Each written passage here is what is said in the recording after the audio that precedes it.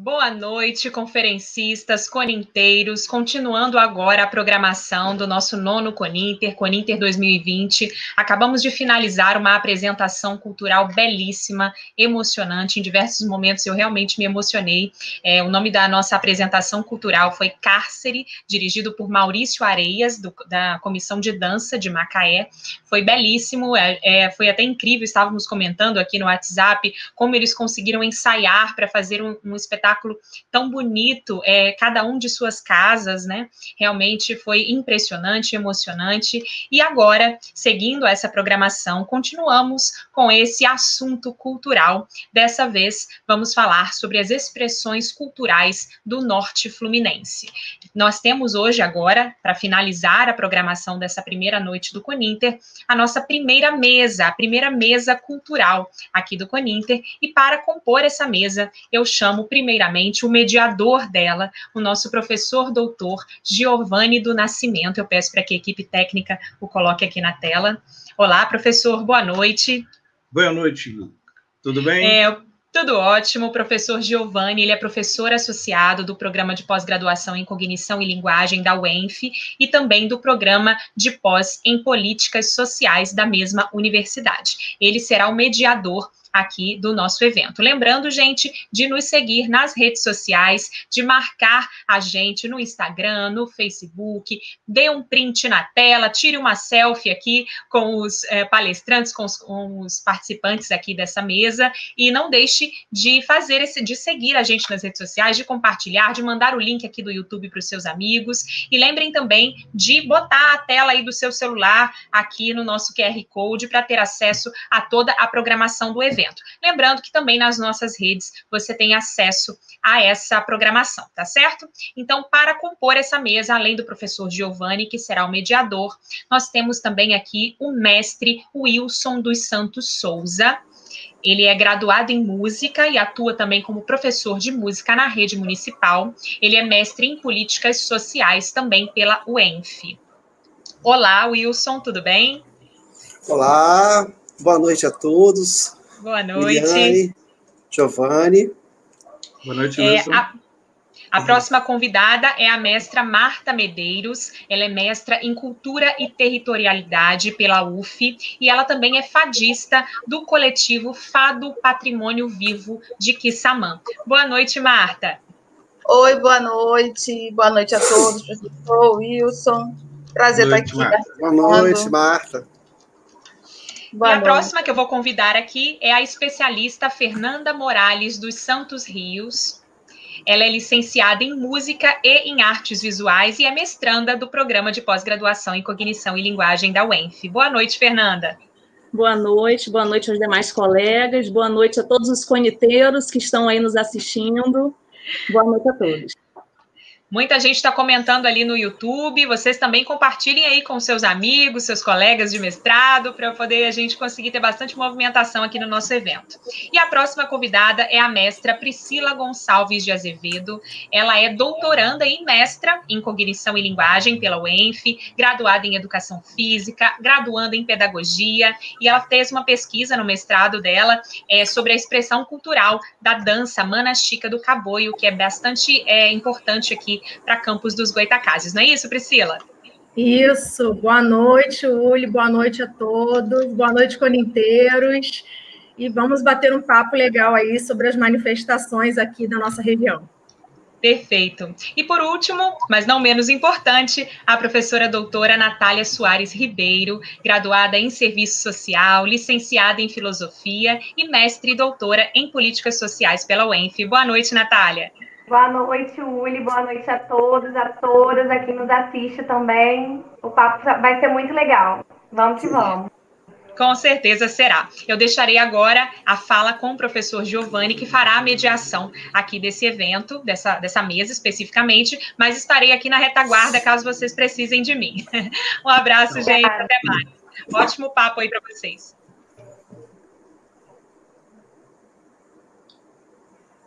Bom, boa noite a todos. Em primeiro lugar, eu queria parabenizar a organização do evento, aos programas de pós-graduação, Cognição e Linguagem, Políticas Sociais, pelo belíssimo trabalho. a reitoria da UENF, né, na figura do reitor Raul Palacios, e gostaria de lembrar também a assessoria de cultura da UENF, que está sob os cuidados da professora Maria Priscila Castro, que tem feito um trabalho maravilhoso no sentido de elaborar um plano de cultura para a UENF e promover também uma articulação federal fluminense. Não é? E isso é realmente isso parte disso que a gente vai falar agora, e, na verdade, acaba se constituindo como já, de certa forma, uma agenda, né, para, quem sabe, a elaboração definitiva do nosso plano de cultura. Enfim, eu gostaria de, inicialmente, chamar a atenção somente para alguns detalhes, né? Eu vou falar muito pouco, né? Afinal de contas, eu sou mediador, mas eu gostaria de fazer algumas ponderações e até, talvez, uma apresentação um pouco mais geral dessa nossa atividade, dessa nossa roda de conversa, que, na verdade, ela acabou sendo um pouco resultado de muitas conversas, realmente, mas também de resultado de pesquisas que foram realizadas com um aprofundamento e com muita fidelidade e respeito, principalmente, aos verdadeiros mestres da cultura. Isso é uma coisa muito importante, esses trabalhos, né, que têm um caráter acadêmico. Esses trabalhos eles não teriam menor significado, não teria menor não poderiam ser, de certa forma, não aconteceriam se não fosse por esses mestres. Então, é importante a gente sempre lembrar disso e principalmente, ter o cuidado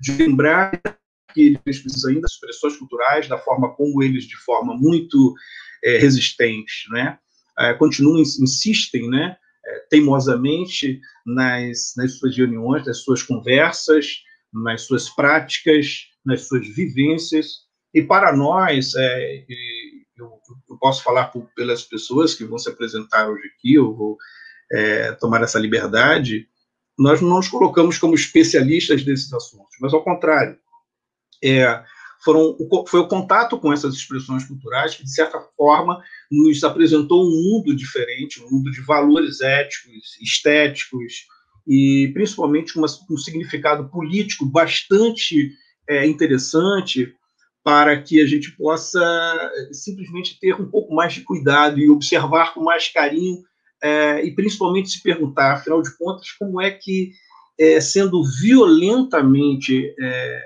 atacado, né, e assim, durante séculos, né, como essas expressões culturais elas resistem, né, e principalmente é importante entender que eu acho que há muito mais para se extrair, né, apenas do aspecto puramente do registro do audiovisual ou de uma dissertação muito bem fundamentada do ponto de vista do conceito e das análises, etc. Mas é importante observar que essas expressões culturais elas nos dizem mais, ou, principalmente, elas não nos dizem tudo.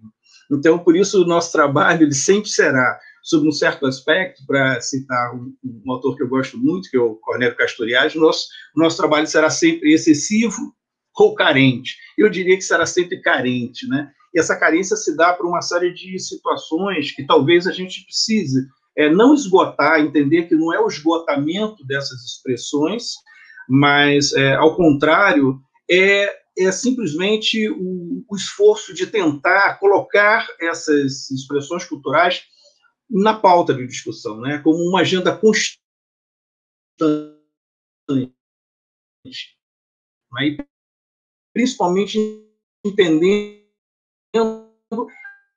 a relevância do ponto de vista interessante, eu diria que subversivos até, né? É interessante compreender como, em muitas situações, nós vamos observar aqui, contra uma verticalidade de uma concepção, por exemplo, musical eurocentrada, ou contra, talvez, uma perspectiva mais hierárquica nas relações entre os componentes, um jongo, por exemplo, se apresenta numa circularidade. E nessa circularidade ele simplesmente quebra essa estrutura, digamos, ocidentalizada e hierarquizada.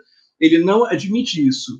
E é interessante também perceber, por outro lado, que do ponto de vista rítmico, do ponto de vista melódico, do ponto de vista harmônico, a maneira como se organizam, sejam na forma da sua indumentária, seja da forma, enfim, das expressões sonoras, etc., há muito mais do que somente o fenômeno sonoro, né? E isso que talvez interesse para nós, né? Primeiro, entender que, em muitas situações, são indivíduos que vieram de um momento bastante doloroso, né? De bastante luta, e principalmente sendo atacado por um Estado, sendo atacado por uma sociedade preconceituosa, sem reconhecer a sua expressão cultural como relevante cultura. E hoje eu acho que é um dia importante para a gente, de certa maneira, oferecer uma pequena contribuição do que a academia pode oferecer, né? É muito pouco, com certeza é muito pouco, mas de qualquer modo eu acho que é interessante ter esses espaços para inaugurar uma agenda de discussão e que, principalmente, entenda que talvez essas expressões culturais elas tenham muito mais a nos ensinar do ponto de vista de como devemos, inclusive, compreender o nosso modo de lidar no mundo, o nosso modo de perceber as coisas no mundo, o nosso modo de lidar com os outros, nosso modo de lidar simplesmente nas nossas ações políticas. Então, é interessante observar que, em muitas situações, nós temos os mestres com as suas linguagens cifradas, né, que não nos dizem tudo, e que, em certo momento, esse enigma nos aponta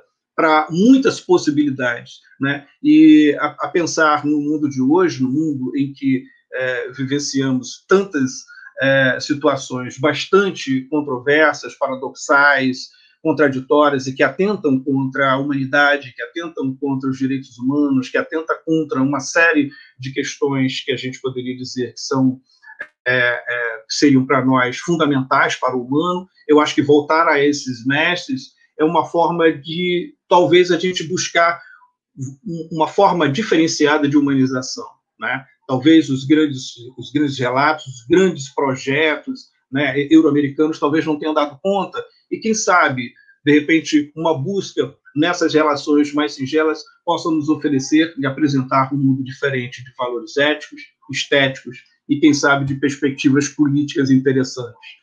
E, nesse sentido, eu encerro a minha fala e passo agora a palavra para uma pessoa que vai falar de uma expressão cultural muito interessante, que é o Wilson, e vai falar sobre a expressão cultural da batida do boi, e tem tanta coisa, né, que os brincantes nos ensinam em termos de educação não formal, em termos da maneira como se relacionam uns com os outros, a própria distorção do conceito de mestre, né, que nós entendemos o mestre como aquele indivíduo que é o indivíduo de uma tradição, mas o mestre é um menino que é o mestre. Então, isso tudo nos confunde, mas, ao mesmo tempo, nos apresenta muitas outras possibilidades de compreender esses mais variados sentidos dessas expressões culturais.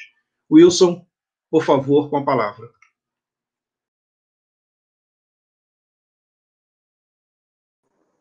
Boa noite a todos. É um prazer enorme estar aqui hoje, podendo compartilhar com vocês os saberes que chegaram a mim através dos saberes dos brincantes de bois pintadinhos. Eu comecei essa pesquisa no mestrado em políticas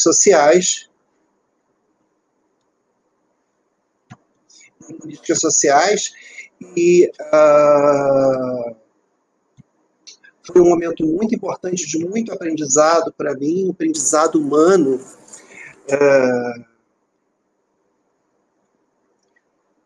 Eu estou aqui tentando compartilhar a tela com vocês. Ainda não consegui.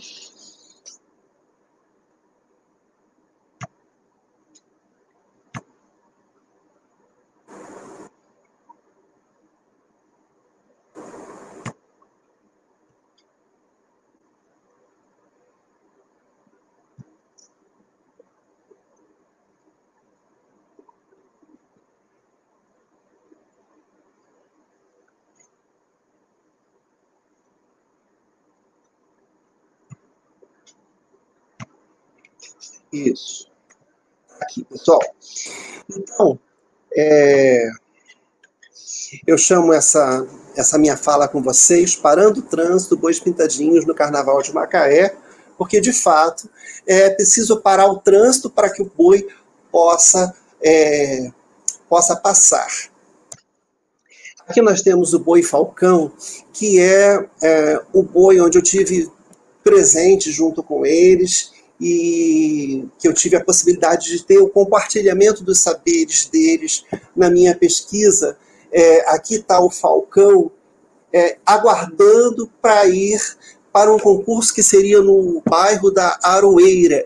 E durante o momento em que eu tirei essa foto, estava lá a bateria tocando e esquentando para fazer bonito no concurso lá da Aroeira. E estavam lá as crianças aprendendo a tocar, tocando junto com os adultos. Então, vejam, a cultura dos bois é uma cultura afro-brasileira, própria das periferias de Macaé. Aqui nós temos o boi Cataluninha na frente do Colégio Municipal Botafogo, onde eu sou professor. Nesse dia em que eu tirei essa foto, nós fizemos um grande cortejo com esse boi pelas ruas do bairro. Então, vejam, o boi pintadinho, ele tem, nos concursos de bois, o ponto alto. Então,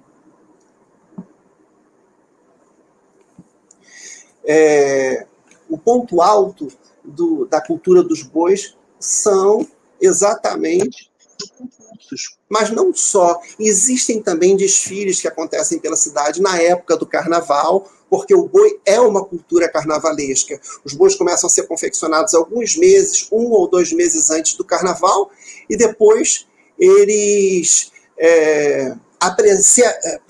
acontecem os concursos, acontecem desfiles pelas ruas, independente dos concursos, e nós temos diferentes configurações. Nós temos os bois adultos e os bois mirins. Acima na tela, vocês estão vendo o boi matosão, que é um boi adulto. Existem versões dos bois que são mirins. Então, você tem um falcão adulto e um falcão mirim. No caso do matosão, é só adulto. Mas você também tem os bois de mão.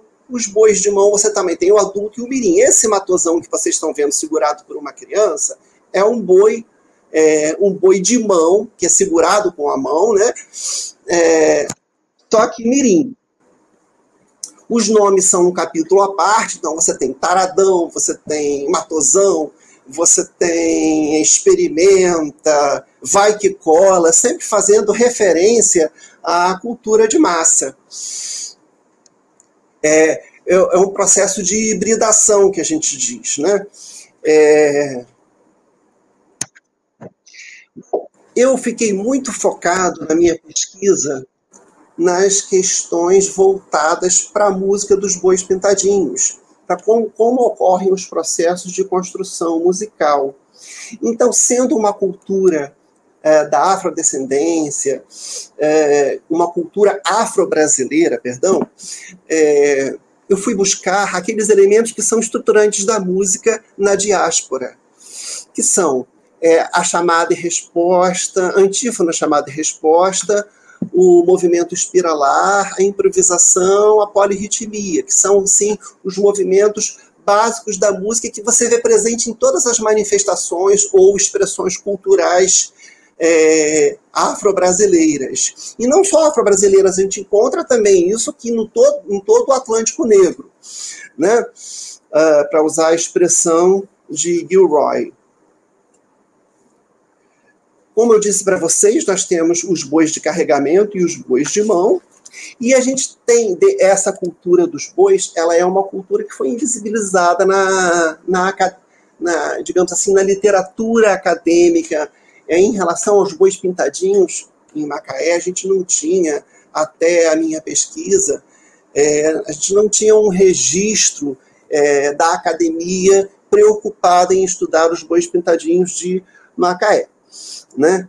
Então, como eu dizia para vocês, esses 4 elementos estruturantes da música na diáspora, eles se ligam também ao que o Luiz Ferreira Mackel ele chamava de políticas da síncope e as táticas de dupla voz, que são as formas em que essa música na diáspora ela é utilizada para ludibriar o colonizador ou o opressor, e a gente vê isso no jongo, a gente vê isso na capoeira, a gente vê isso no Negro Espírito nos Estados Unidos, mas a gente, de certa forma, vê isso também no Boi Pintadinho de Macaé, através da irreverência, através do colocar-se no espaço urbano e dizer, eu estou aqui presente, parem o trânsito que eu quero passar.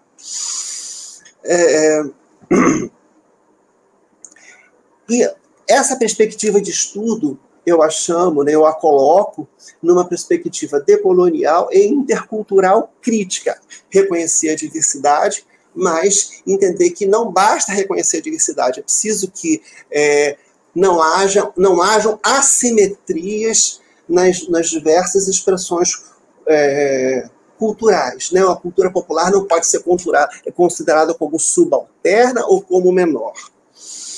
E a gente precisa de resgatar exatamente essa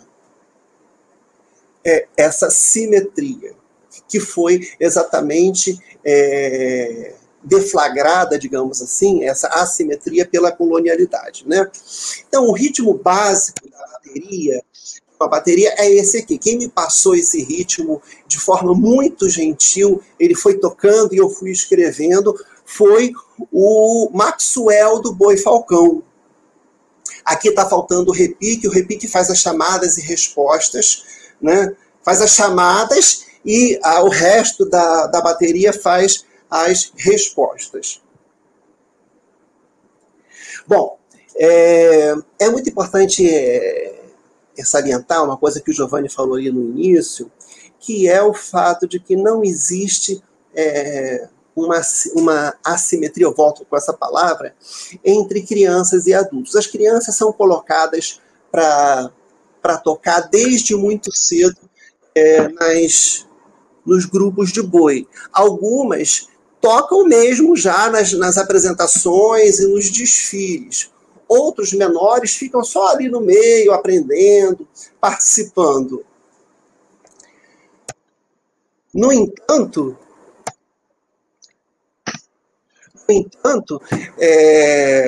vejam que no Suave Veneno, o menino que é atualmente, o jovem que hoje é o mestre de bateria, assumiu a bateria quando ele tinha 11 anos de idade. Então essa cultura musical ela é disseminada entre as crianças, e eu testemunho isso muito na época do carnaval, mas em outras épocas durante o ano na escola onde eu trabalho, onde os meus alunos têm uma desenvoltura enorme, alunos do ensino fundamental de 6º ao 9º ano, tem uma desenvoltura incrível nos instrumentos de percussão, fazendo a batida dos bois. E como é que essa batida funciona? Bom, nos desfiles de boi, você tem um processo de hibridação muito interessante, que é a utilização de canções do repertório da cultura de massa, com essa levada básica que eu mostrei para vocês. Nessa levada básica, eu vou retornar ali para que vocês possam ver, nós temos a caixa, o surdo de terceira, o surdo de segunda, o surdo de primeira. O surdo de terceira, ele, digamos assim, é aquele que torna o boi arisco, ele faz o boi dançar. O boi precisa muito dessa batida grave dos surdos, das várias linhas e, digamos assim, frases rítmicas que ele utiliza. Intentando trazer, na minha pesquisa, um arquivo sonoro que desse a noção para a audiência, como é que é a sonoridade do boi, nós fizemos uma gravação em estúdio né, no estúdio aqui, CAE Produções, aqui em Macaé, e dentro do estúdio, esses personagens aqui, eles tentaram reproduzir com a música Vou Festejar, o samba Vou Festejar, eles procuraram reproduzir a alma encantadora das ruas dos bois. Vocês estão vendo aqui agora o Maxwell com seu filho, estão vendo aqui o pessoal do Suave Veneno, o Anderson Preto, que é um personagem importantíssimo dentro do Suave Veneno. O Suave Veneno, vocês estão vendo uma foto após o desfile, e vocês estão vendo aqui o Gilmar e o João, que são do Boi Matosão. Agora vocês vão ver um vídeo onde vai acontecer... vocês vão ver os bois de mão sendo apresentados no Colégio Municipal Botafogo, no evento que lá teve. Um menino tocando percussão, para vocês verem essa desenvoltura que se vai criando desde a tenra infância. Vocês vão ver um pedacinho de um desfile e, finalmente, um pedacinho da gravação de Vou Festejar. Então, Fábio pode colocar o vídeo para rolar. Aqui nós temos a menina dentro da vaquinha Estrela, que a mãe dela fez para ela. Esse sorriso não poderia deixar de ser registrado. Fábio, é com você.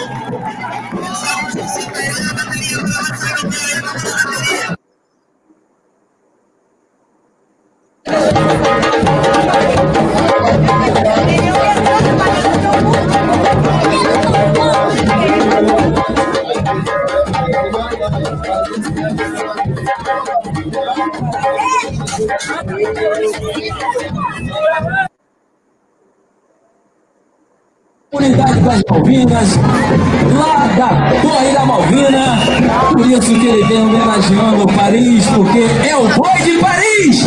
Alô, Paris! Alô, Imperadopolia!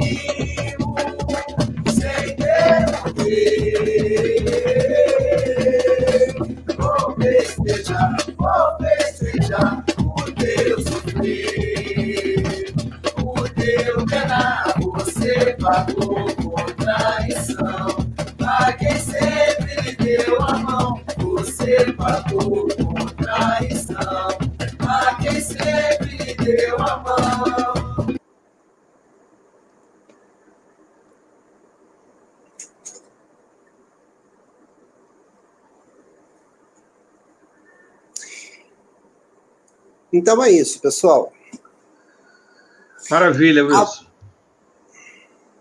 Muito bom. Pode concluir.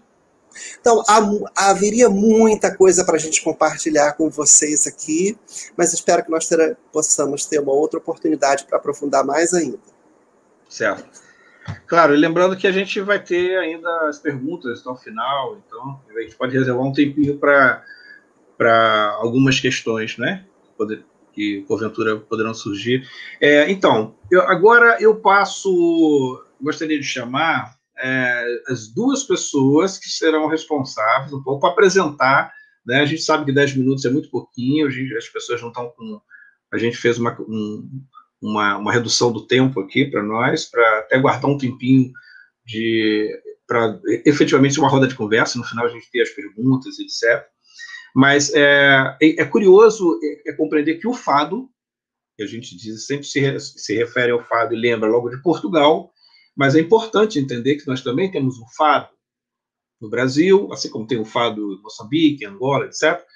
Mas aqui no Brasil nós temos uma história bastante interessante em Quissamã, né? Embora o fado em outros lugares também, como Arraial do Cabo e Cabo Frio e outros lugares, eu sei que também ele já teve alguns registros, né, e tal, Campos do Goytacazes, mas, lamentavelmente, eu acho que Quissamã hoje se constitui no espaço mais representativo dessa expressão cultural. Então, eu chamo agora as pesquisadoras, Marta e Fernanda, que fazem um trabalho maravilhoso sobre o fado já há algum tempo. Foi uma parceria fantástica, porque juntou a Marta, que já vinha fadista, já vinha fazendo esse trabalho, né, junto aos mestres, né, com todo respeito, que eu conheço muito bem a forma como ela lida com os mestres, e a Fernanda veio para somar. A Fernanda veio compreender um pouco mais esse fenômeno sonoro do fado. Marta e Fernanda, por favor, fiquem à vontade.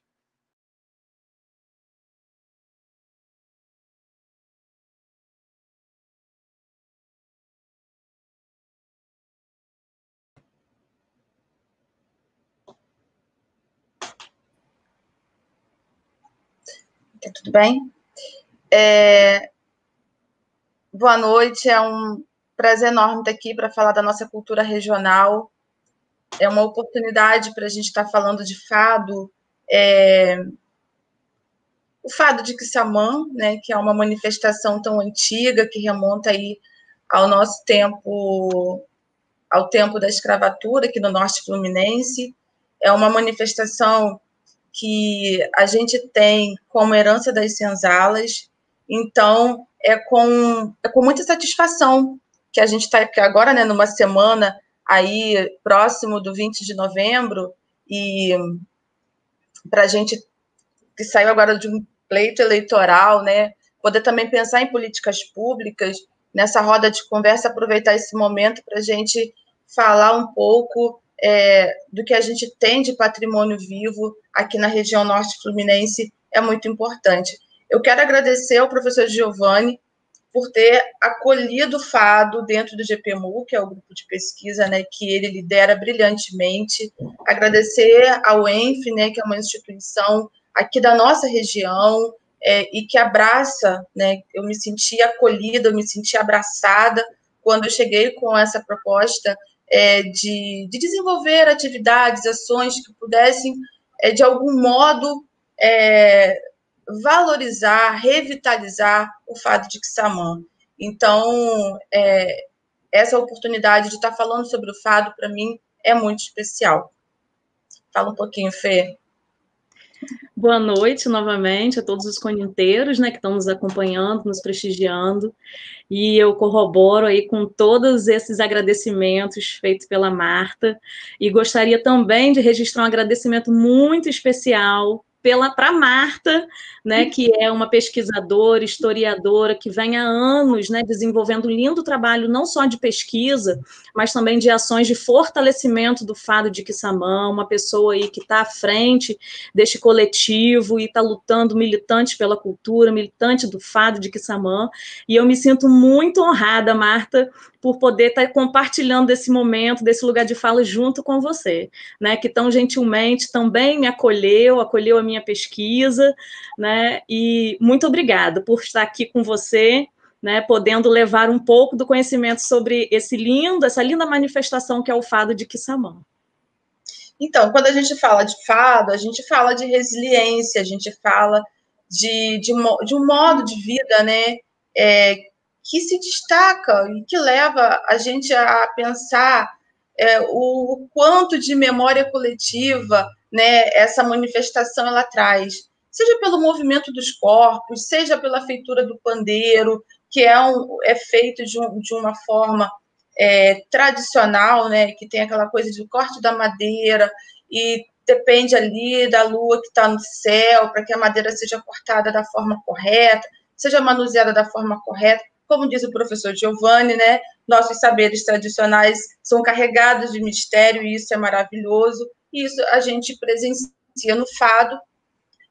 Alguns pesquisadores, o Lamego, por exemplo, ele vai dizer que o fado ele é ele vai ser aí um filho da Manaxica, digamos assim, e a gente ter nessa roda o boi malhadinho, o fado e a Manaxica de certo modo, uma coisa assim muito cheia de conexão, digamos, né? Não somente por estarmos na mesma região, mas pela trajetória histórica dessas manifestações, como elas nascem nesse passado, né, muito ligado ao nosso tempo do açúcar, aqui na região norte fluminense, e a gente chega hoje, século XXI, com essas manifestações, aí o Wilson pesquisando boi, a Priscila pesquisando a Manaxica, eu e a Fê pesquisando o fado, como que a gente hoje, século XXI, globalização, a gente está olhando para uma manifestação tão antiga e tão carregada de história, né? Quando eu entrei para o grupo de fado, na verdade, gente, eu entrei porque eu não compreendia dança. Eu fui convidada por um mestre fadista que não está mais entre nós, né? Ele é falecido, que foi o Jaime, meu querido Jaime, e ele falou, vem dançar. Eu entrei para dançar achando que eu não ia conseguir dançar, porque o fado se dança em cruz, né? É uma dama de frente para outra dama, depois a gente vai mostrar isso nas fotos, né, Fê? E um cavaleiro de frente para outro cavaleiro. Por isso se diz que o fado é uma dança de Deus, porque ela é dançada em cruz. Se a gente olhar para outras manifestações, como o jongo, por exemplo, e entender que o fado, ele é do mesmo tempo em que nasce o jongo no Brasil, e que são filhos aí do nosso batuque, né, da dança de roda, dos negros escravizados, isso nos diz muita coisa e nos traz assim uma carga de reflexão muito importante, muito relevante, principalmente hoje, né, quando a gente tem essa coisa do antirracismo, de compreender essas manifestações afro mundo afora. Por quê? Porque se o fado nasce na parte externa da casa, ele cria formas depois de adentrar a casa, e uma dessas formas é dizendo eu sou de Deus. Né? E quando a gente pensa no jongo, a gente pensa o quê? O jongo também é de Deus, mas o jongo fala, não, eu permaneço no terreiro. Né? E são formas de sobreviver lindamente e de chegarem agora no século XX, o nosso jongo, com as suas rodas no terreiro, e o nosso fado, que adentrou a casa dizendo sou de Deus, dançando em cruz. Então, isso, né, é isso que desperta o nosso interesse para pesquisar, é isso que a gente quer entender, a gente olha e fala, como assim? Né? Como assim dançar em cruz? Né? Que mistura é essa do profano, do sagrado, e como isso nos leva, não ao esgotamento pela pesquisa, né, mas ao encantamento pela pesquisa. E quanto mais a gente ouve, quanto mais a gente descobre, mais tem coisa para descobrir. E isso que é o bacana da gente poder fazer uma roda de conversa e não colocar tudo aqui, porque o mistério ele tem que permanecer. Não é isso, Fernanda? Isso aí, Marta. Eu vou pedir para que a equipe possa nos ajudar colocando o slide na tela.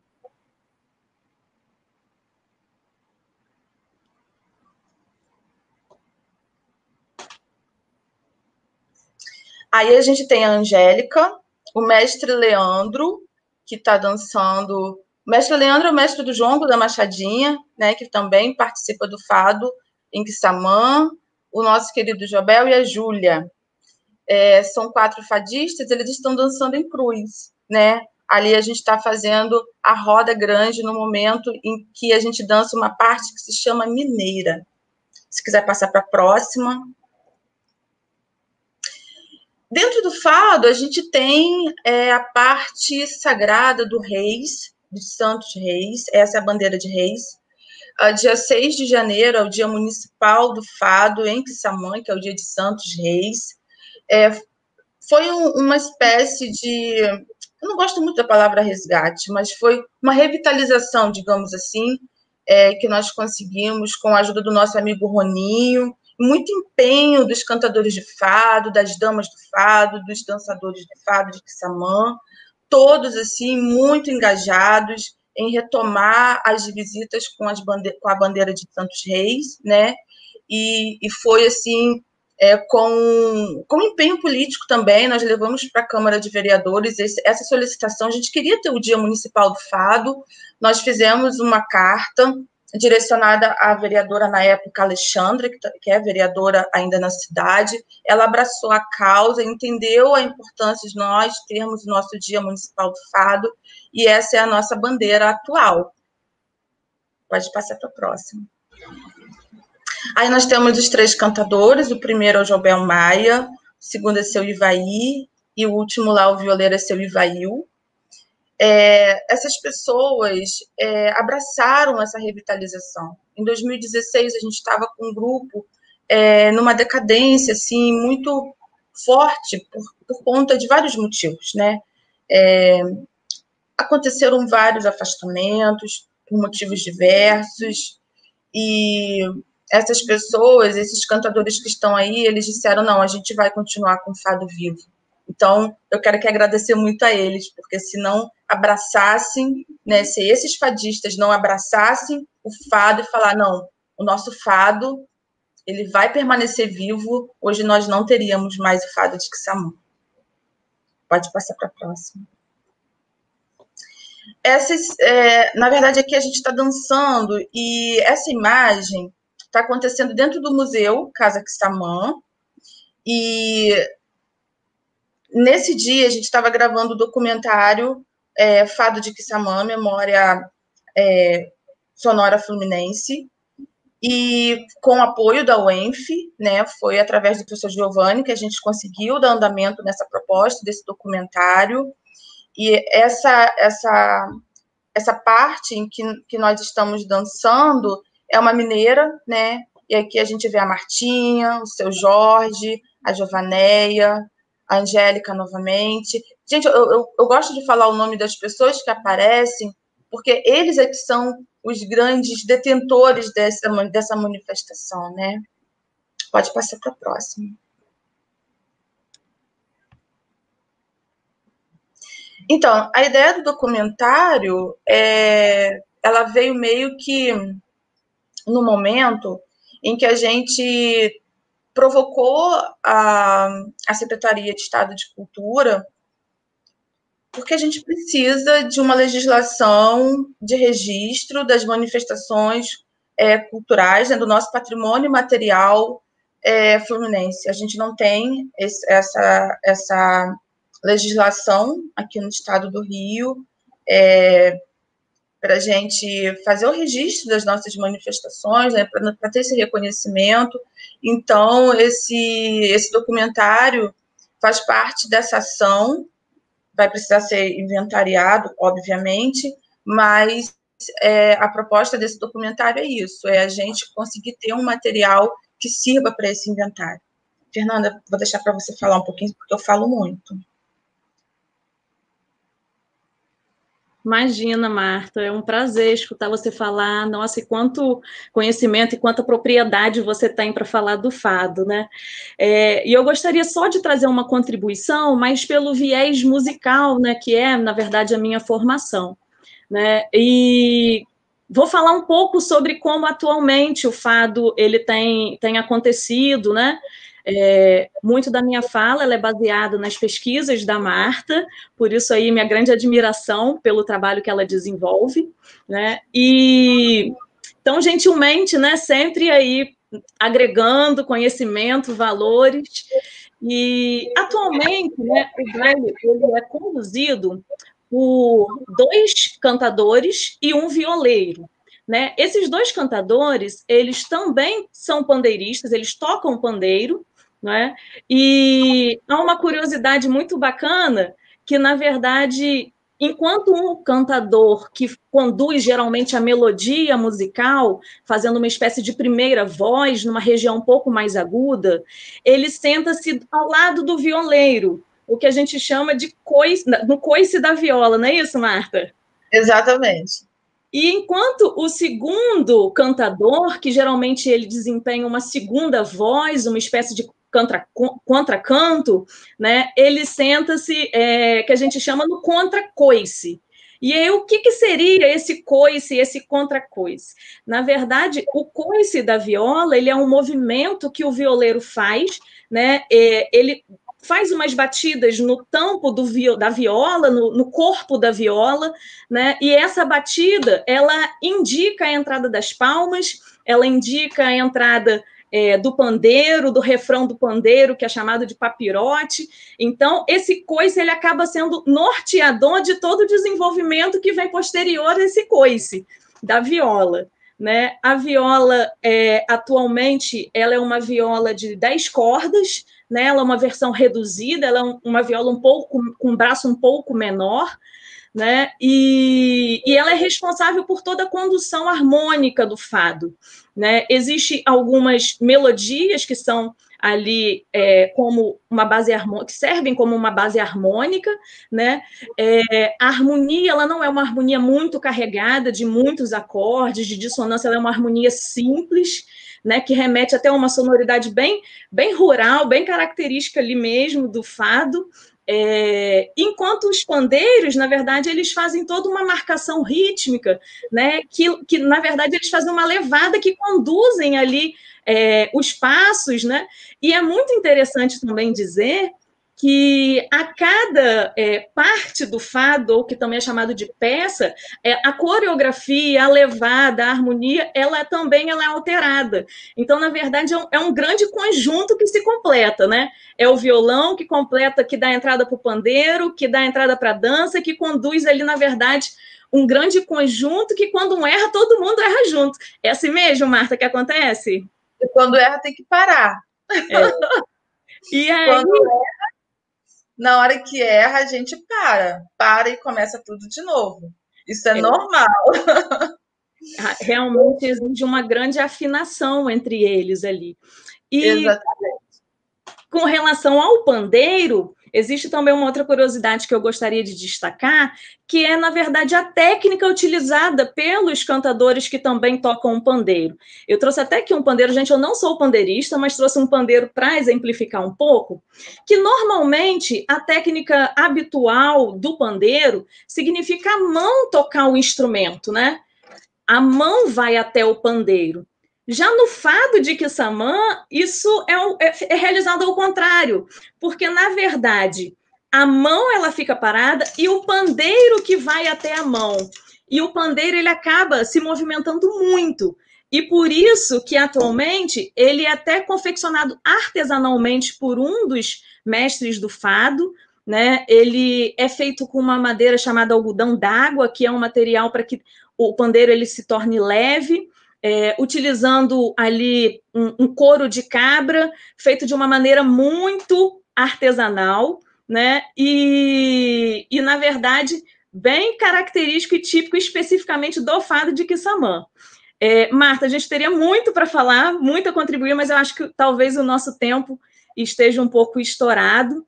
E eu gostaria de, antes de terminar a minha fala, convidar para que vocês possam conhecer esse documentário, né, que é um documentário que tem a direção geral da Marta, mais um dos seus lindos trabalhos de divulgação, disseminação do fado, de valorização, né, e para que vocês possam seguir o YouTube do Pedra Doce, onde esse documentário ele está disponível. Esse trabalho ele foi realizado também em parceria com o GPMU, coordenado pelo professor Giovanni. E gostaria de pedir, então, para que a equipe técnica pudesse colocar um trechinho deste trabalho aí desenvolvido pela Marta neste documentário.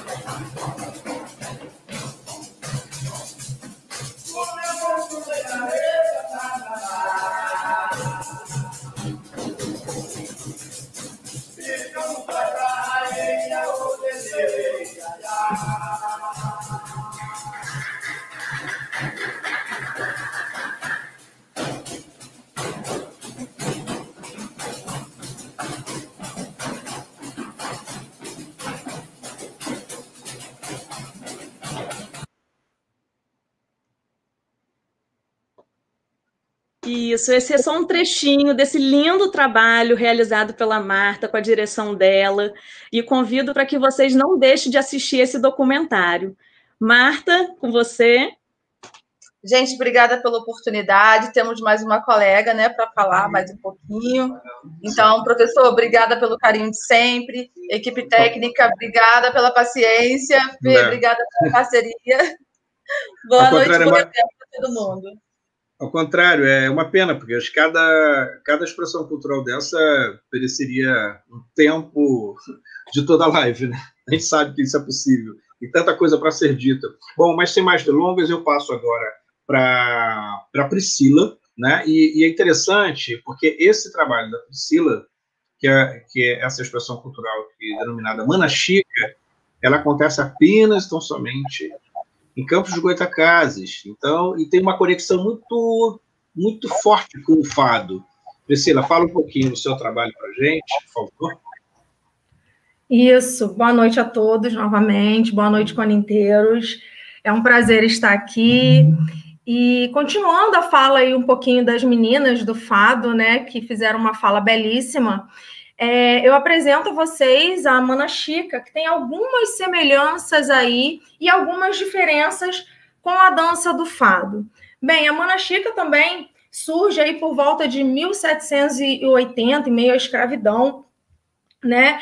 E ela era dançada pelos negros, né? E tanto o fado quanto a Mana Chica, que eu vi uma pergunta aí passando, elas têm grandes semelhanças com os minuetos franceses que eram dançados na Casa Grande, né? Então, a Mana Chica é considerada uma espécie de quadrilha e a única dança campista, né, pelo dicionário do folclore aí do Câmara Cascudo. Bem, a diferença, como a Marta falou, que o fado é de Deus, é dançado em cruz. Essa diferença é porque a Mana Chica, como a quadrilha, ela tem os pares e a roda, a grande roda. E hoje, a Mana Chica é dançada pelo Núcleo Arte e Cultura de Campos, dirigido pela professora Neusimar da Hora, né? Os instrumentos musicais da Mana Chica...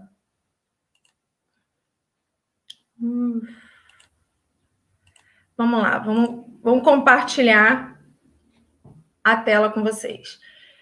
Os instrumentos musicais da Mana Chica eram o tambor, né? A viola portuguesa, o chocalho indígena e um pandeiro chamado adufe.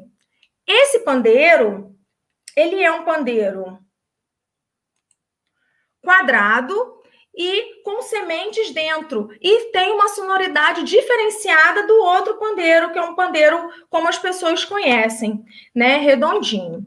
Então, aí a Mana Chica, nessa época, ela se espalhou pelo Farol de São Tomé, tem uma variação também em Lagoa de Cima, tinha a Mana Joana, e todas elas eram consideradas espécies de quadrilha.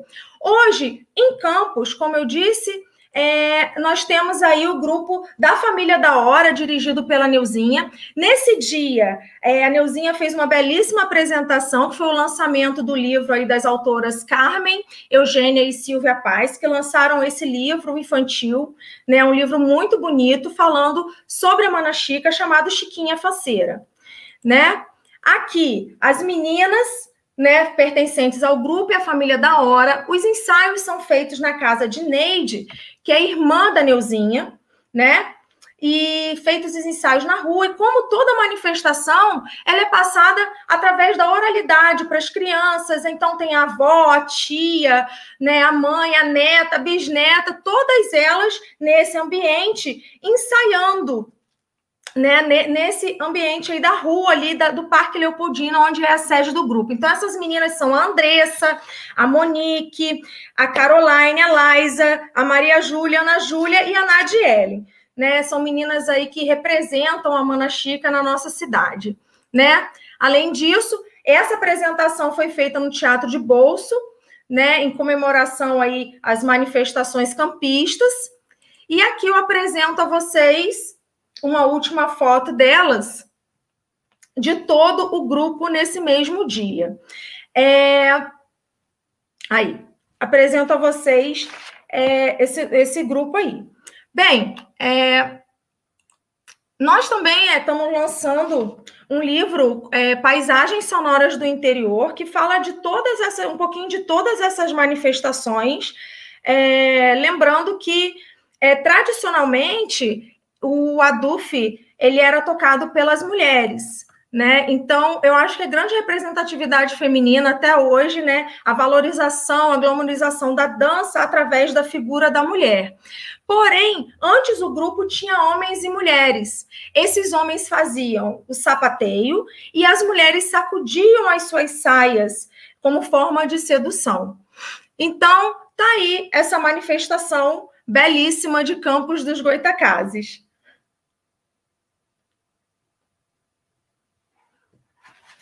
Posso falar um trechinho da música? A música é bem romântica e fala assim: ai, Mana Chica dos meus ais, tu és a cana mais doce, nascida dos canaviais. Então, ela fazia a expressão, né, da sinhá, de conquistar a sinhá, né?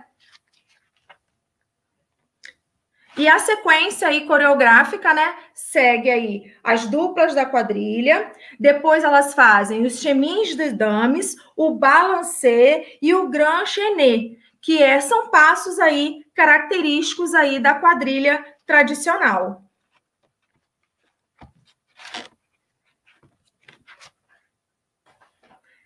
Esse grupo mantém viva aí essa memória aí da cultura campista, né?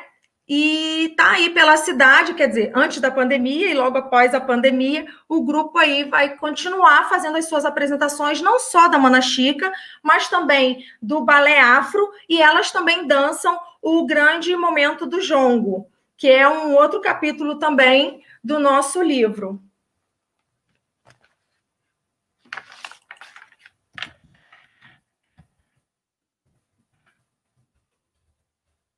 Gostaria de chamar o professor Giovanni. Opa! E aí, Giovanni? Já estou na área. Obrigado, Priscila. Então... Falei um pouco mais rápido, porque eu estou vendo que o nosso tempo está se esgotando. É verdade. Tem a professora Natália para falar e continuar falando sobre o jongo. Sim. Então, exatamente. E é importante marcar, só observar que a gente... essa Mana Chica que ela está trazendo é uma Mana Chica. Assim, existem outras, Mana Chica de Arroio, Mana Chica de Gargaú, enfim. Tem uma série de coisas ainda a ser descoberta, etc. Algumas, lamentavelmente, algumas pessoas já morreram, então talvez seja até complicado. Mas eu passo agora para a Natália, que vai nos apresentar um pouquinho, né, a impressão, tudo que um pouquinho da pesquisa que ela fez sobre o jongo e que está no capítulo também do livro. Enfim, Natália, com você, fala para a gente.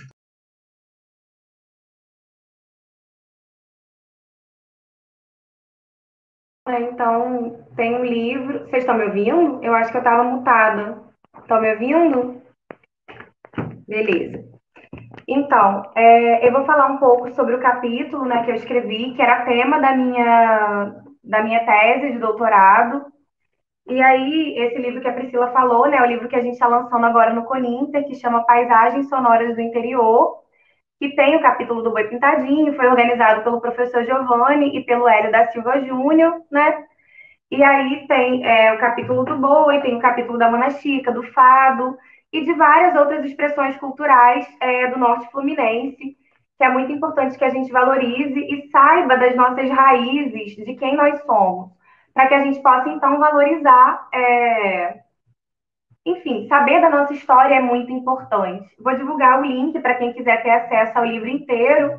É possível ler o livro pelo link lá do Brasil Multicultural. Ele foi impresso pela editora Brasil Multicultural. é só entrar no site Brasil Multicultural / Paisagens Sonoras do Interior.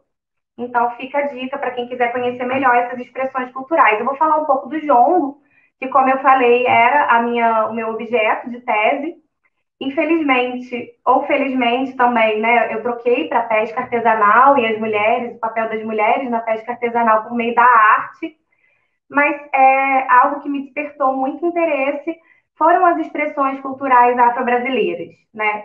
Então, essas expressões culturais, como o jongo, que é um patrimônio imaterial também da nossa cidade, registrado como patrimônio imaterial pelo IFAM em 2005, é de suma importância. Aqui o Sudeste foi povoado pelos negros vindos da África, os negros bantus. Então, a gente tem muito forte o jongo, o fado, todas as diversas comunidades rurais de Campos, com a presença negra, dançaram e se manifestaram através do jongo. Então, eu divido esse capítulo em 3 partes principais. Primeiro, né, eu falo um pouco sobre o corpo negro, que é um corpo de resistência, e o que vem sendo colocado nessa primeira parte é como os negros que vieram trazidos da África e escravizados aqui no nosso território, eles não possuíam nenhuma outra forma de expressão, porque tudo era vetado. Esse reduto de resistência foi o próprio corpo. E que as danças e as músicas africanas, elas são muito marcadas pela percussão, pela batida, pela pulsação. Então, no jongo, a gente tem bem marcado esses instrumentos, que são 2 tambores. Um, que é o tambor mais grave, chamado de caxambu ou tambu, e por isso o jongo também é chamado, por muitos autores, não existe uma diferenciação entre caxambu e jongo, existe essa confusão entre alguns autores, e o candongueiro, que é o tambor mais agudo. Esses tambores também são fabricados com troncos de árvore, com pele de animal, né, por cima, e tem uma relação muito, muito íntima com a natureza. Então, depende da lua, o corte da árvore também depende desse tempo da natureza, a própria roda do jongo se organiza no sentido anti-horário, né, que a gente chama de sentido contrário ao do relógio, que é o sentido lunar, então, assim, das fases da lua, e isso é bem marcado também nas danças afro-brasileiras, como é o jongo, né, uma expressão cultural afro-brasileira que traz essa carga de reduto e de resistência do povo negro, que apesar de todos os conflitos e de todas as imposições, porque os batuques negros eram considerados magia, ou eram considerados crimes, como foi por muito tempo, o próprio samba, que advém dessas expressões culturais negras, foi muito reprimido. Depois que foi embranquecido, é que pode ser vendido e comercializável. Então, isso também precisa ser dito. E é extremamente importante que a gente coloque isso, porque se trata de entender como é que essas manifestações, elas sobrevivem no tempo e ainda, enfrentando todas as adversidades, elas estão presentes. Por mais que na nossa cidade se tenha um apagamento progressivo, que é o que os autores que estudam comunidades quilombolas vêm apontando. Hoje a gente tem 2 rodas principais de jongo, uma que é da Genesi, que é a Noinha, famosa jongueira de Campos, idosa, é muito bonito e emocionante vê-la conduzir uma roda de jongo, e a gente também tem a Neuzinha da Hora, que foi citada já pela Priscila aí, né, quando falou sobre a Mana Chica do Caboi, que faz a roda e as apresentações com a família, gente do teatro, e que garante que essa expressão continue tendo o seu grau de visibilidade. E isso ocorre em detrimento das políticas culturais, que não se vinculam ou que não vigoram no sentido de garantir a preservação dessas expressões e a valorização dessas expressões. Então, novamente, quando a gente está falando das expressões afro-brasileiras, a gente está falando de uma negação histórica da cultura, negação histórica do povo negro, negação histórica das crenças negras. Então, é muito importante que a gente consiga falar sobre isso e entender de que forma essas expressões se dão e quais são os valores que essas expressões trazem para os praticantes dessas manifestações culturais para entender em que medida elas também são ressignificadas no nosso território para sobreviver. Então, essas modificações ocorrem para garantir a própria sobrevivência da arte e da expressão cultural. E a gente tem diversos lugares em Campos, segundo Horácio, né, Soares, onde era dançado e praticado o jongo. Estava vinculado à questão da religiosidade, então o jongo ele servia, às vezes, para burlar o capataz ou para avisar que o capataz estava chegando, eram as cantigas entoadas, era também a quebra da rotina, era um momento de socialização entre as pessoas, e o jongo representa isso tudo. Mas, como estava atrelada também a questão da religiosidade afro-brasileira, era muito, muito vetado ou considerado maligno, porque tinha essa vinculação com o sobrenatural, que não era compreendido, e todas as expressões que vinham do povo negro eram também vetadas. E a gente tem hoje, nas comunidades quilombolas e nesses povoados rurais quilombolas, uma forte presença das religiões também neopentecostais, o que vem reduzindo ainda mais que essas manifestações consigam aparecer. A gente tem hoje na nossa cidade 40 terreiros ameaçados de fechamento, terreiros que foram fechados, e o jongo estava vinculado também às práticas nos terreiros. Uma hipótese da minha pesquisa, que não é mais a pesquisa que eu tenho, né, porque eu me dediquei a estudar a questão da pesca artesanal, é que ainda se pratica o jongo, só que é velado, é só para quem faz parte daquele universo. Então, para se ter acesso a isso, é bem complicado. Sinceramente, eu gostaria que alguém retomasse esses estudos, que eu tive que parar, e que pudesse garantir um grau de aprofundamento nessa expressão cultural, porque isso é muito importante. É quem nós somos verdadeiramente, é a nossa raiz. E isso está se perdendo progressivamente. Então, a gente tem hoje essas rodas voltadas muito mais para apresentações em dias festivos do que vinculado à prática como era. Isso não significa uma busca de essencialismo. Existem as ressignificações para garantir a sobrevivência da expressão cultural.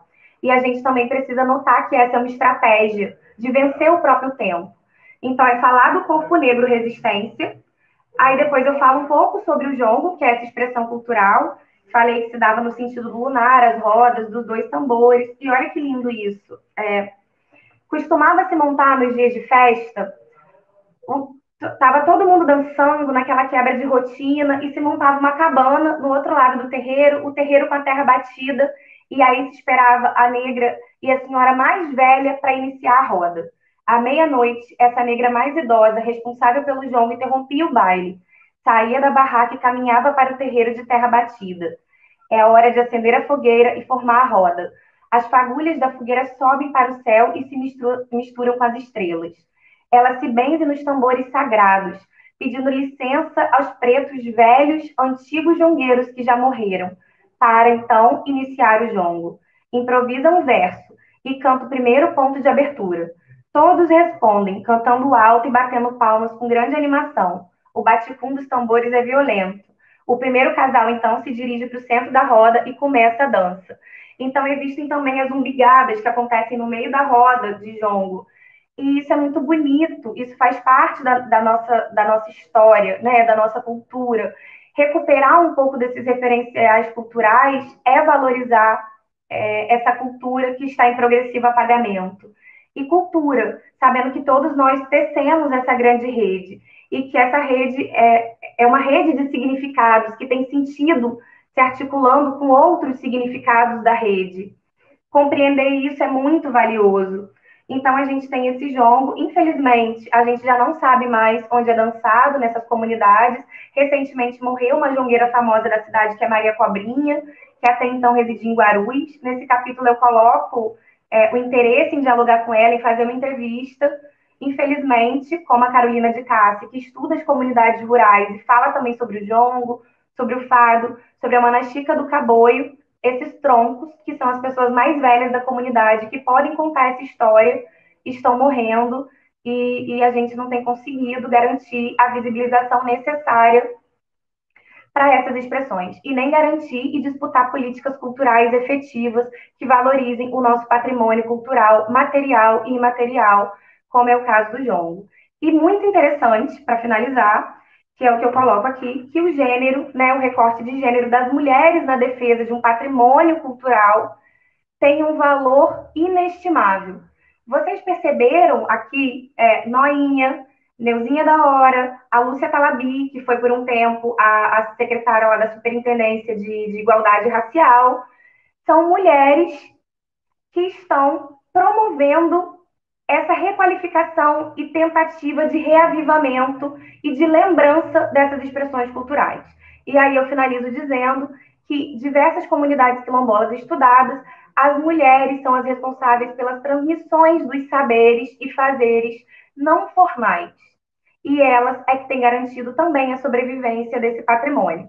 E o que eu pesquisaria, se eu continuasse estudando esse tema, é como essas práticas e como essa defesa serve também e auxilia a ressignificar o próprio papel dessas mulheres perante a sociedade, como agentes políticos em busca da transformação e em busca de uma valorização cultural. Muito obrigada. Obrigado, Natália, por essas contribuições. E o que é importante para nós aqui é exatamente o fato seguinte, né? A Marta lida tanto tempo com o fado, tivemos algumas experiências, eu tive algumas experiências lá com a Mana Chica em boa parte dessas pesquisas, e o que é importante para nós não é se colocar como especialista de expressões, etc. Entendeu? Exatamente assim, na verdade, é uma oportunidade muito, muito maravilhosa para a gente ter o contato com essas expressões e observar o quanto elas nos impactam, né, de alguma forma, numa outra concepção de mundo, de valores, etc. Isso que é o mais fundamental nessa história toda, né? Para além de responder, porque isso é muita responsabilidade, a gente não está aqui para isso, né? A gente está aqui ao contrário, para, de alguma forma, apresentar essa agenda de discussão e que essa agenda de discussão se coloque em outros espaços, né? Quer dizer, eu acho que a sociedade, principalmente eu diria a sociedade campista e outros também, outros espaços, deveriam, sim, ter cada vez mais ambientes, né, para esse tipo de discussão, né? E principalmente para entender que isso tem um desdobramento maravilhoso do ponto de vista da autoestima, do conhecimento da sua história, do conhecimento da sua própria cultura, né, e do valor que tem essas coisas para o seu povo, né, para a identidade, e, enfim. Eu acho que, pessoal, tem uma série de perguntas e elogios, assim, pra caramba. Eu estou como mediador, estou olhando aqui, vocês não estão vendo muito, mas eu estou vendo um monte de perguntas, né? E a gente está com um horário um pouco avançado. E eu estou um pouco preocupado porque a gente tem um fechamento que seria o trabalho do coral que é feito pelo Wilson, que é maravilhoso. Então, amanhã a gente tem uma série de... tem uma outra mesa, e nessa outra mesa eu já estou vendo aqui, vou respondendo a Silvia, que a gente vai ter um pouco essa oportunidade de discutir boa parte dessas questões aqui, né? Algumas dessas questões. A aproximação, por exemplo, do samba com a batida do boi, e também essa relação com o jongo e Mana Chica, enfim, eu acho que algumas questões podem ter um desdobramento mais amanhã com uma outra roda de conversa. E assim, eu acho que a gente poderia passar para a apresentação do coral do Wilson, tá certo? Que é um trabalho maravilhoso, e com isso a gente faz o fechamento da nossa live, que já está passando de 1h e pouco, eu acho que é um tempo razoável, né? As pessoas estão adorando aqui, eu estou vendo os comentários, está muito bacana. E a gente podia, então, passar para a apresentação do coral do Wilson. Wilson, então, você fica e fala rapidamente, tá, Wilson? Bem rápido mesmo, porque está pouco tempo, sobre o trabalho do coral, como acontece, etc., como aconteceu, apresenta para a gente, tá bom? E a gente se despede, então, dessa forma. Então, gente, eu sou regente do Coral Cidade do Sol, que é um coral independente aqui da cidade, mas que tem o apoio do Clube Cidade do Sol, que é o Clube dos Empregados da Petrobras. Essa forma de apresentação no YouTube foi a forma que nós encontramos de manter o coral vivo nesse tempo de pandemia, que a gente não pode se reunir para cantar junto presencialmente. Então, nós fizemos 5 vídeos. O primeiro foi Primavera, do Tim Maia, o segundo foi Maria Solidária, depois Fico Assim Sem Você, Canto das Três Raças e Disparada. Hoje nós vamos, vocês vão poder ver agora o Maria Solidária, que é uma canção linda de Milton Nascimento, que, segundo consta, ele teria feito para a mãe dele, mas também que apela para a gente, para o espírito solidário, que é tão importante nesse tempo de negação de tantas coisas, tantos direitos, e no caso da questão cultural, aniquilamento de tantas manifestações. É isso aí. Obrigado a todos.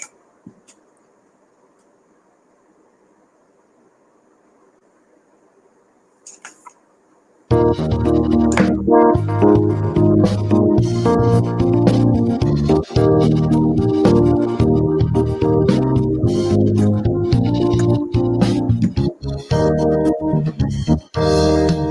choro de cara suja, meu papagaio vento carregou, e lá se foi pra nunca mais, minha nova que pai comprou.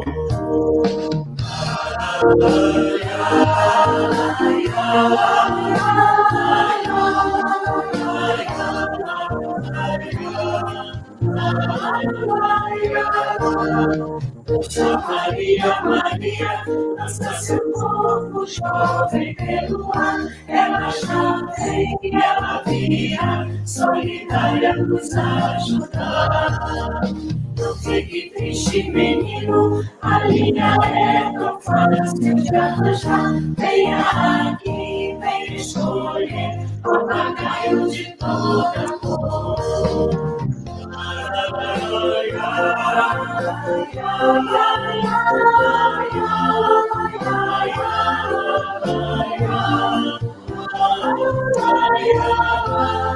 A casa estava escura, o vento forte, a chuva desabou. A luz não vem, eu aqui estou, pra rezar na escuridão e sol.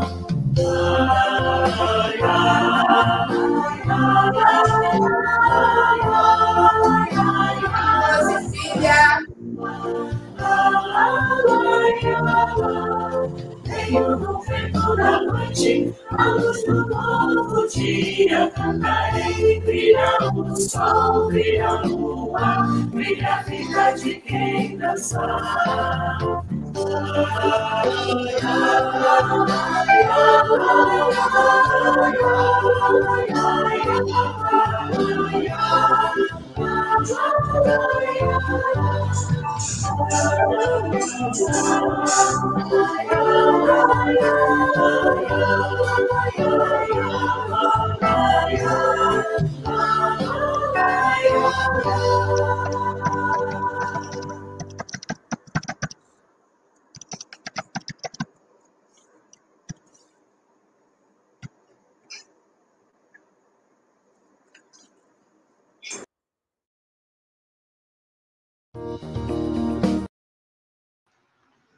Olá, pessoal, boa noite. Lindíssima essa mesa, muito interessante. As pesquisas desses pesquisadores que tratam de temas culturais aqui da nossa região norte fluminense. Foi muito interessante. Eu vi muitos comentários aqui no YouTube, muitas pessoas elogiando, querendo saber mais. Infelizmente, pelo tardar da hora, não conseguimos responder as perguntas dos corinteiros, dos conferencistas, mas amanhã à noite teremos outra mesa, também com o professor Giovanni na mediação, e eu imagino que a gente poderá fazer essa interação de uma forma mais tranquila. Bom, eu venho aqui agora para me despedir de vocês que estão assistindo até agora. Ainda temos muitas pessoas aqui ao vivo no YouTube. O nosso primeiro dia, nossa primeira noite de evento foi um sucesso. Não tivemos problemas técnicos, que era um grande medo que nós tínhamos, uma vez que nós estamos fazendo um congresso dependendo da tecnologia. A gente sabe que, embora ela nos ajuda muito, ela também muitas vezes nos atrapalha, mas não aconteceu isso dessa vez. Foi realmente um sucesso, foi maravilhoso. Tivemos ótimos palestrantes, ótimas pessoas aqui, pesquisadores nessa mesa cultural. O espetáculo Cárcere, do Maurício Areias, foi belíssimo, muito emocionante. E amanhã tem mais. Amanhã a nossa programação começa às 8 da manhã, com os grupos de trabalho, os GTs, todos os conferencistas que submeteram trabalhos ao CONINTER, começam a partir de amanhã, às 8, a apresentar os seus trabalhos, a responder às dúvidas dos coordenadores dos GTs. Às 10h15, nós temos mais uma mesa, também aqui composta por pesquisadores do Brasil e do mundo. Inclusive, é importante frisar que amanhã às 10h15 nós teremos uma mesa internacional com pesquisadores de outros países também, como o nosso congresso já diz, né? O nosso congresso é um congresso internacional em sociais e interdisciplinaridades. Depois nós retornamos no período da tarde e à noite. Então, amanhã, quarta-feira, temos programação o dia inteiro. Se vocês ainda não sabem qual a programação do CONINTER, vocês já viram aqui a gente avisando, é só vocês apontarem a tela do celular de vocês aqui no nosso QR Code, ou mesmo nos seguir nas redes sociais. Nós temos aqui o nosso Instagram, Twitter, Facebook, e aqui mesmo no YouTube vocês têm acesso a toda a programação do evento, tá certo? Agradeço a todos que assistiram até agora, que deixaram seus comentários, que compartilharam nas redes sociais, tivemos muitas pessoas marcando, e amanhã tem mais. Até amanhã, então, um abraço e até lá. Tchau, tchau.